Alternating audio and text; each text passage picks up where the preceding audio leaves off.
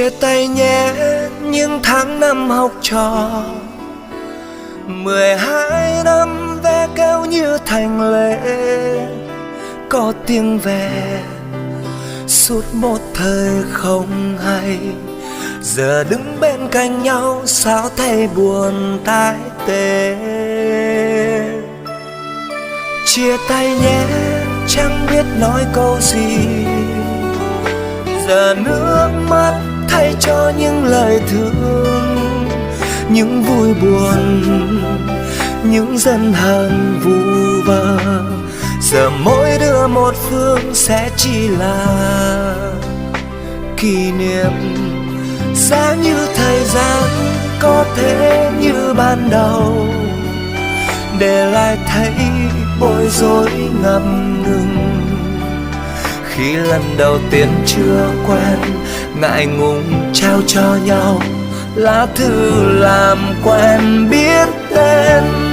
Nhưng tiếng gọi mày tao thân thiết từ thuở nào đã rơi vào khoảng không gian quá êm đềm, và hiện lên những lúc tan trường bên nhau, rồi lặng đi trong khoảng trống của tâm hồn.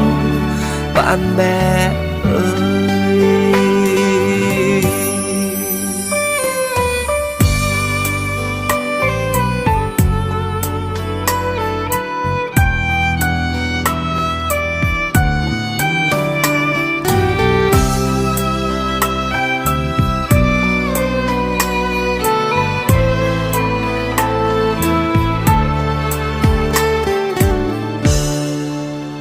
chia tay nhé những tháng năm học trò, 12 năm ve kêu như thành lệ, có tiếng về suốt một thời không hay.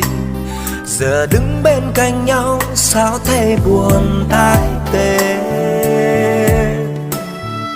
Chia tay nhé chẳng biết nói câu gì, giờ nước mắt thay cho những lời thương, những vui buồn, những giận hờn vu vơ. Giờ mỗi đứa một phương sẽ chỉ là kỷ niệm. Ghế đã ngẩn ngơ bằng lặng tim dại khờ, dòng lưu bút sao xuyến nghẹn ngào. Khung cửa sổ thân yêu ơi, rồi những khi ra chơi tiếng ai cười vang.